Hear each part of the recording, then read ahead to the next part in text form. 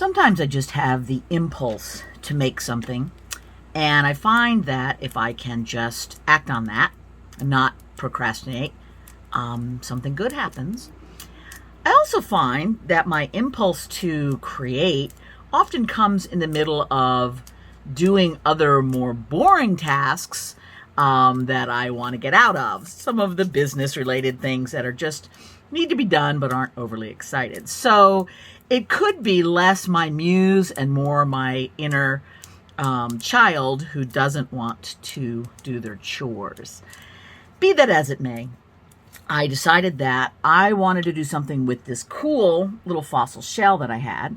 So I started gathering up other stuff. I've got a piece of slate. I've got a nifty operculum I found in Australia, some amber chunks, and these wonderful little star fossil crinoids, and some interesting beads too. And I thought, let's just make a kind of abstract pretty thing using epoxy clay, which is what I'm doing right now.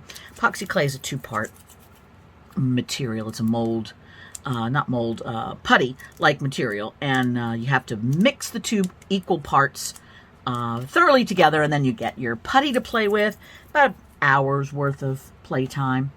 And I'm just going to create sort of like a, I don't know, like a little mandala, I suppose. So I'm mixed it all up. Now I'm going to just see what happens. If you're watching this video, it means it turned out good. So I'm defining my shape. I think I'm just going to make, to start with, sort of a circular shape in the somewhat center. But I never like to be too predictable, so I'm not going to make that entirely circular. Let's just see what happens.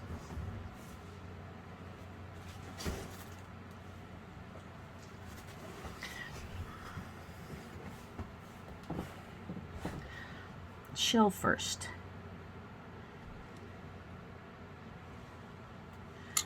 And operculum next, I think.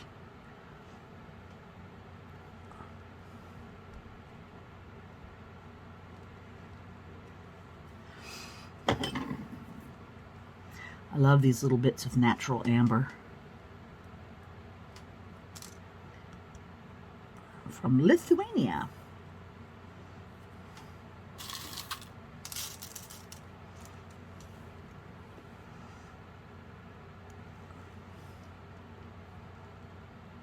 I'm always of the opinion that if you gather up all of your ingredients, whatever is speaking to you at the moment, with no real overthinking as to why you're picking the choices that you're picking, and then just have them clustered around you and start to create, it'll probably turn out pretty good.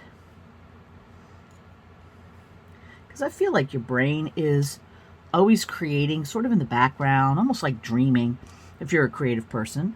Or I guess we're all creative people, but if you are the kind of person who does arts or crafts more frequently than many, that sort of impulse to create is kind of chugging along in the background, kind of a little app back there.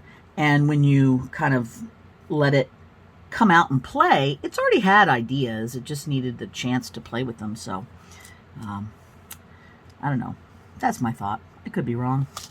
Okay, so what I've got here is just this amber mix that I've got comes where there's some very opaque kind of butterscotch ambers, which are lovely, and then a lot that are more transparent, translucent. I'm using the butterscotch ones because I've got a black background.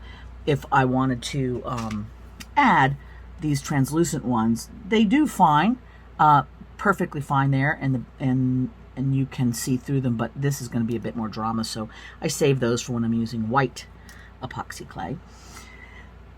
These little things, these star crinoids, I've just got these recently, and you can get these on my site, at least as of the time that I'm making this, they were available, so hopefully we'll have them available forever and ever because they're so awesome. And they come in big little stacks like this. These were called, apparently, fairy coins because I believe they're native to England area.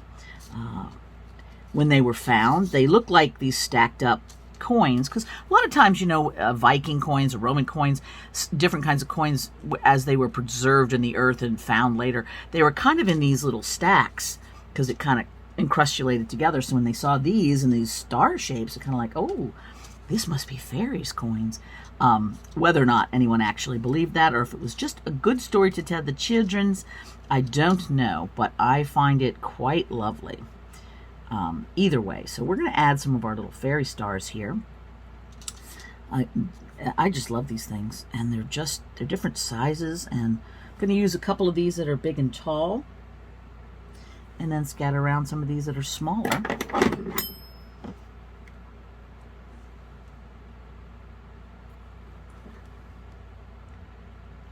Just because I can.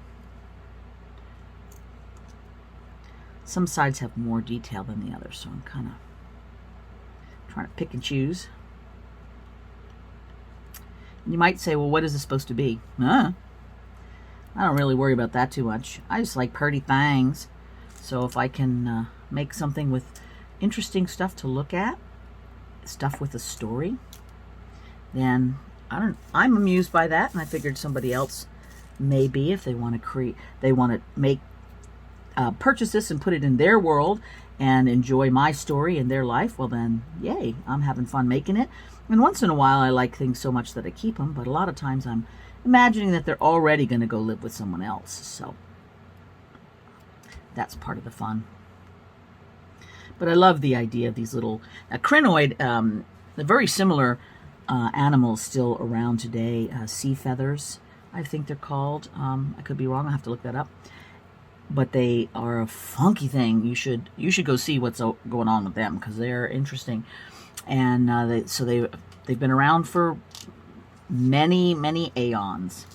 Okay, so I bought some of these iridescent, because this had like a very watery feel. And as you'll notice, these are all water fossils, except for the amber. But this is operculum is the trap door that certain shells make to kind of hide themselves inside their shells if predators come a-running. I love this one because it had a couple of pieces of sand like super embedded in there. So this is from Western Australia. I was out there on Medallion Beach gathering these because these are medallions, right? Which is fun. And then, of course, you've got a shell, and then these are water creatures as well. So I thought this sort of watery colored bead might be fun, because I can just make this all about only the fossils, but it's kind of fun to go outside of the predictable from time to time. And by time to time, I mean kind of always. So I'm just going to place these randomly here because I think that's fun. Now we have the little challenge of what to do, and by we I mean me. I'm used to teaching, so a lot of times that pronoun gets used. So forgive me if it sounds like I'm talking about multiple people. I don't have multiple people in my head at the moment, so that's good. But anyway, this edge right here, there's a couple of things we can do. I always have the dilemma, or the challenge, I guess is better, of what to do with an edge. And sometimes just pushing things over it like this is a really good way to go, because then the edge is there, but it's not like a big deal. We're not thinking about it. It's not in our face. Other times I texture it, so we'll just kind of see what's happening. But I'm loving this sort of just having things go over the edge, so that may very well be where it ends up. So it's sort of like a little prehistoric mandala, I suppose, if I didn't say that already. So let's do the same kind of thing. Let's make those stars right there kind of go over the edge a little bit.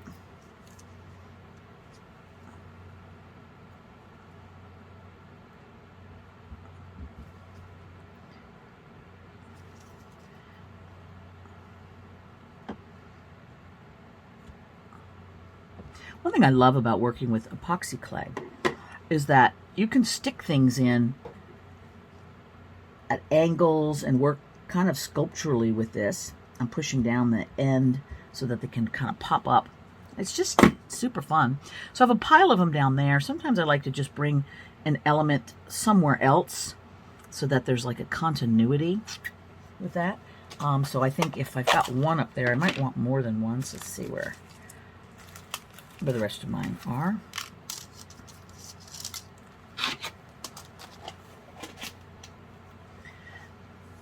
I don't want to get too carried away because then it takes the uniqueness of that away. And I often try to do things in clusters of like 3s because that's always a good dynamic. So if I put a third element, I could put it here. And I could put it here. I think I like that there. So let me shove that in.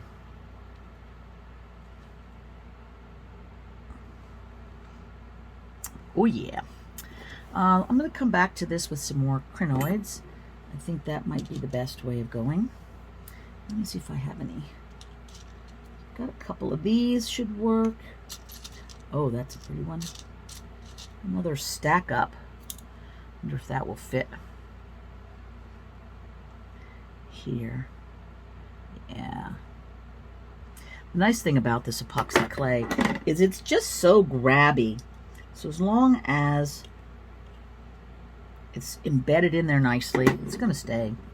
I'm working on a piece of slate. I picked this up in Ireland. I've taught over there a couple times at a lovely place in Western Ireland. And they use slate a lot for, roofing and that sort of thing. And the gal whose place I teach at was replacing her roofing tiles. So there was just slate everywhere. I'm like, hey, can I have some of this? So that's where this is from. And then I just take a hammer to it and smash it around until I get it the size that I want.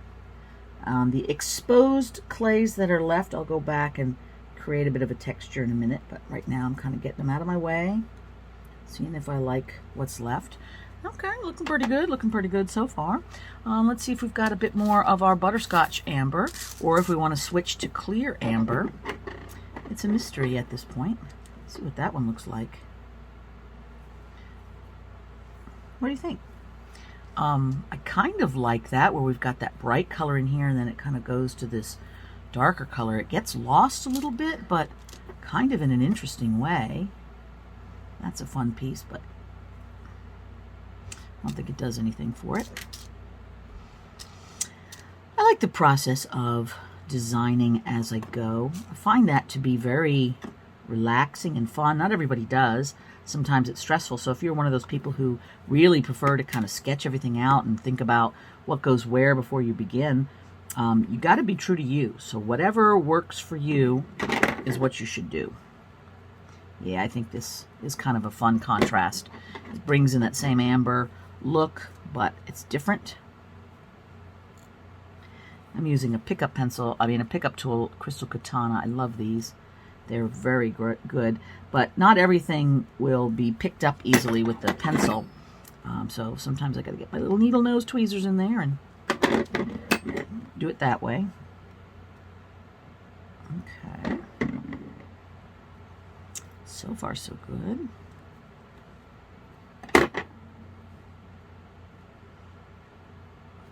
Again, as long as part of the piece is embedded into the epoxy clay, it's going to be good and grabby, and I think we can see that that grabbiness is working, and I'm able to kind of push it over the side, which is a good look, I think. And since it's mine, that's all that really matters, right? What I think.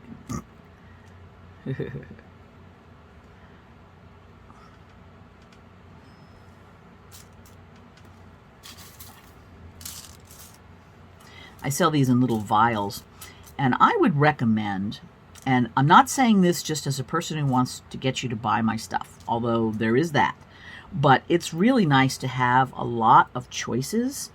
And I find sometimes that if I only have a small amount of something, I get a little precious with it, because like, oh, well, I'm going to use it all up.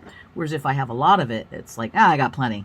I could just grab whatever I like, and it frees me up a little bit more creatively. Now, I know within budget constraints, that's not always possible.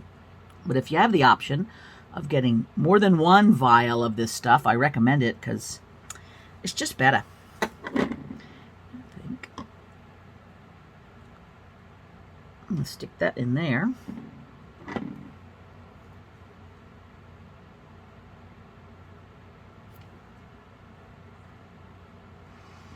Okay. I like to spin it around too so I can take a look at all sides, because sometimes you think you've got some great coverage and then you find out later that, ugh, no, I missed a whole big spot. And some of these little crinoids are not fully star shaped. So there's a couple of other oddball stem things there, so that might be something that I could use to fill in a gap somewhere, like over here. Just putting in a similar color and shape and everything without it being exactly star-like. That's kind of fun.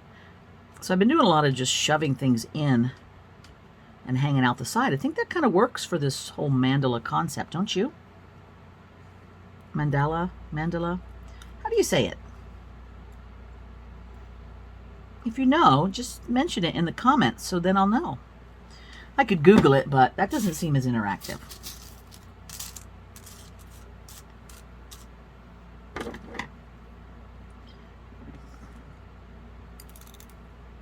I like that piece, but not there. Let's put it over here. Amber is so interesting. As you know, it's fossilized, I guess, tree sap.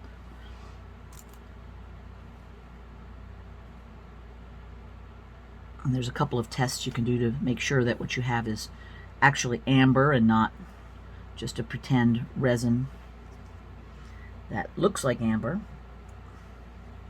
So this is the real deal. I did the test on it to make sure.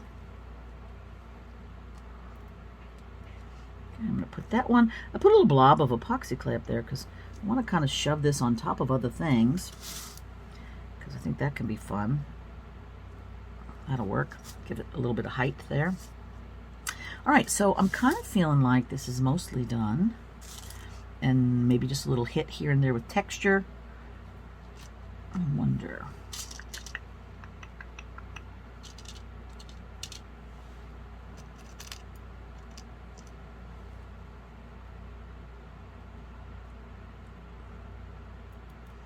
Yeah, having a little bit of epoxy clay on the side when I make something so I can come back to it and put things on top of other things is a little trick I super love, because that height, you have the ability with this clay to be dimensional, so do it. This is not a functioning mosaic in the sense that it's got to be a floor or something like that, so we don't need to make it easy to walk on, so we can go do whatever we like. I think overall, I'm liking how this looks. I feel like I do need something stabbing out of this area just to balance it off. And I might need to put a little bit more epoxy clay in there, but for now, let's see if there's enough. Nope, not really. Okay.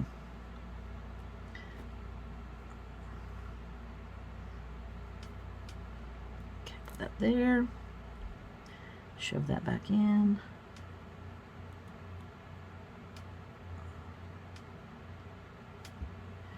A little bit on top. And put our piece of amber back. I think that works. And there's a little excess that's gushing out here, so we can get rid of that.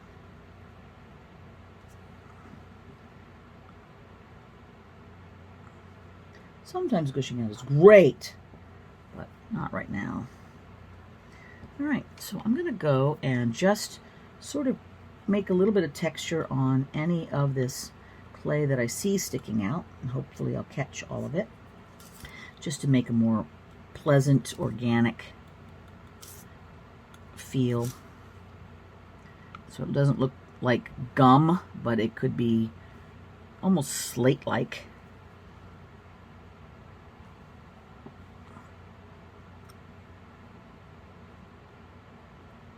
I just thought I'd share the process with you. It's marvelous stuff. If you want to learn more and more in depth, I don't mean to make this into a commercial, but I do have tutorials, of course, on my website. You can look in the description for information about that. And I also do online events. I have several different mosaic type epoxy clay and polymer clay combo workshops that repeat every, I don't know, once or twice a year, or every year and a half, Depends on what mood I'm in. And you can find those on my website as well. Just go to the workshops area. Oops.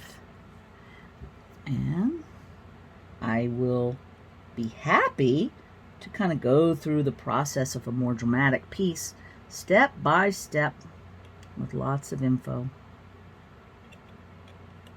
Be always happy to take your money for things like that. If you're interested ever in buying any of my artwork, I'd like to say it shows up on my website a lot, but not much ends up on my website because I have a special membership group called the Diamond Club. It's $5 a month, and what that does is it gives you updates on what I'm doing. I kind of share my behind-the-scenes stuff, but all my artwork goes up for sale there first, because I've had people that have followed me for a really long time, and they were often saying, how can I find out what's for sale? Half the time you put something up and then I wake up in the morning and somebody's already bought it. And I really would love to know when new stuff is there so I can buy it. And, a lot of people have been very wonderful collecting my work and following me for years and being my creative pals.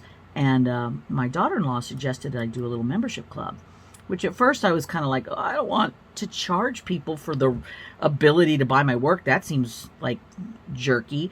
And she goes, no, it's not like that. It's sort of like more like a VIP club, where they can have access first. And that's, a special thing. And I'm like, you know what?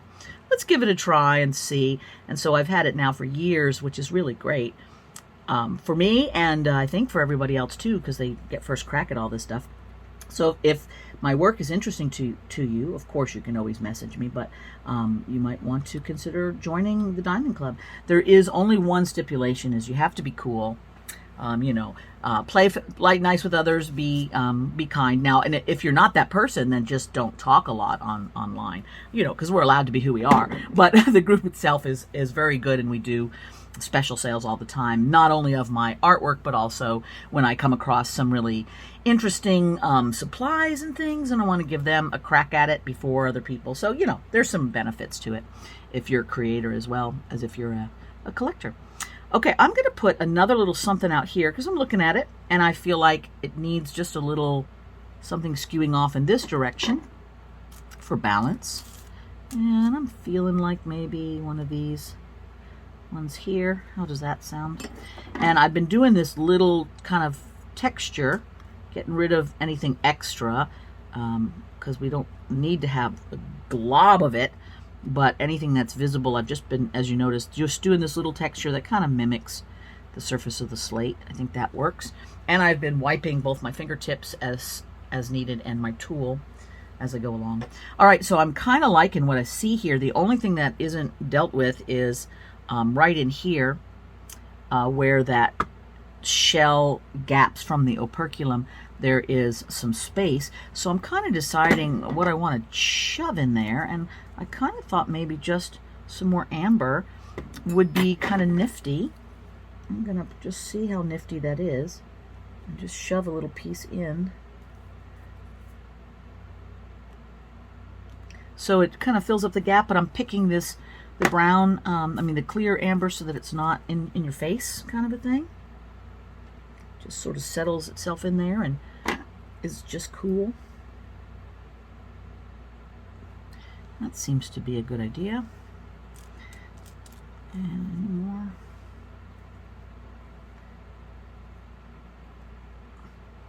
Oh, that works.